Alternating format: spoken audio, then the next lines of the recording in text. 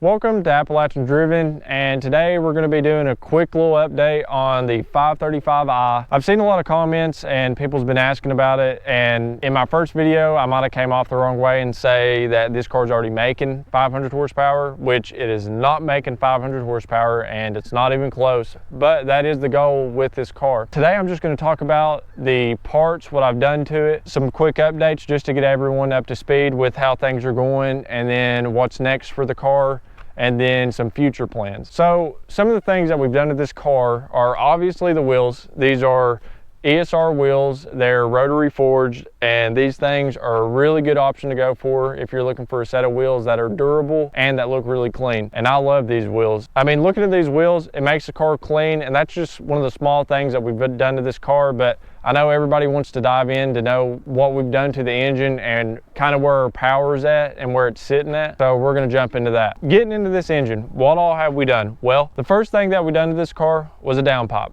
That's like essential for a BMW. You have to put a downpipe on it. After that, we tuned it. We got the numbers up a little bit, and I think it might have started pushing maybe like 360, and it's stock 300. So I mean, a little tune, that's 60 horsepower. I mean, that's pretty good. That's stuff you really can't see, but it does make the car sound really good. Another big thing that we've done, and I will say that 90% of people that's tuned their car that has a BMW is blown the charge pipe. And that's actually the second thing I went with because I couldn't drive the car because I blew it. The charge pipe that we went with is just HPS. It's a good charge pipe. It's chrome. It looks really good. I mean, it looks shiny, but I mean, I'm never gonna pop my hood unless I have a big turbo for this car. That's definitely essential for when you're making more horsepower out of the car. Obviously, we've done some cosmetics, just some minor things. We changed out the grills from chrome to black. We put on some fake carbon fiber. It makes the car look good. You can't tell it, so I'm not going to spend $1,000 on real carbon fiber. So you're probably wondering what kind of exhaust we went with. Well, I would tell you, but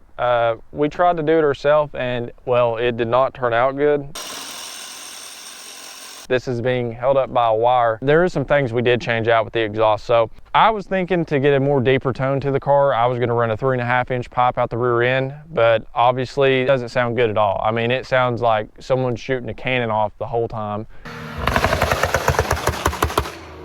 And it just doesn't sound, you know, crisp. But I'm gonna be switching to a 2.5-inch pipe, which was supposed to be done today, but that's gonna be done tomorrow, and I'll be able to get some clips out for that just to show everybody what it sounds like, because with my understanding, it's gonna sound a lot more smooth, it's gonna sound snappy. So this is a 535i M Sport, so it came with the diffuser already in the back, and I swapped it out because I put an M5 diffuser on the rear end. I know it looks like crap right now, but overall it does look really clean. Well, it's going to look cleaner once I get it, you know, fixed. That's another just small thing. We don't have mufflers on the car. It's just downpipe, and we still have our resonators if you're just wondering what all was done to the exhaust for the sound and things like that. You're probably wondering what tune we went with. We just went with the simple MHD tune, and that's going to cost you, I don't know, $300, maybe 300 to 400. But we are actually running the Stage 2 tune on the car, and I've put about 10,000 miles on the car with this tune, and it's done perfectly fine. There's not been any problems with the car whatsoever, knock on wood. A lot of people don't think that the N55 can really produce a lot of power, and I'm kind of here to prove everybody wrong, because I really think that you could probably push about 475 to possibly 500 horsepower with the N55 engine and keep it reliable.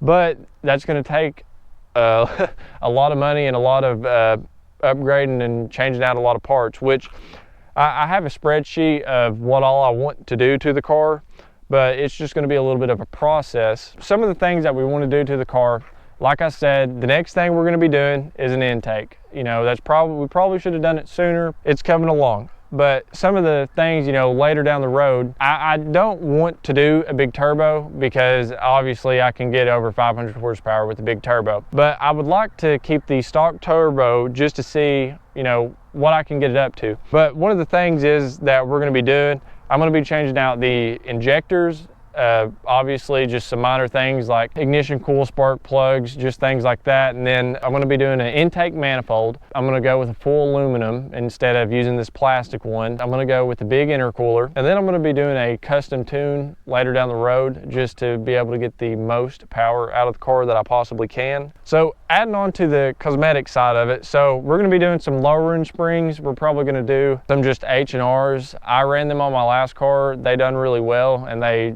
you know, serve the purpose.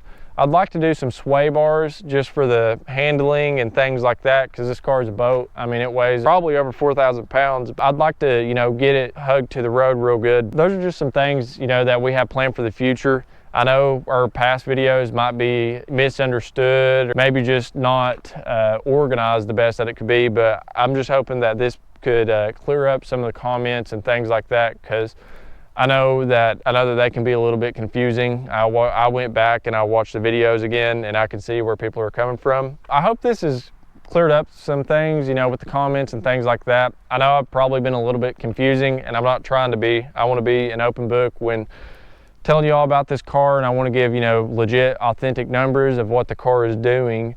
But you know, just make sure you hit that like and subscribe button. You're not going to want to miss anything. I mean, we're going to start pushing some content very soon now.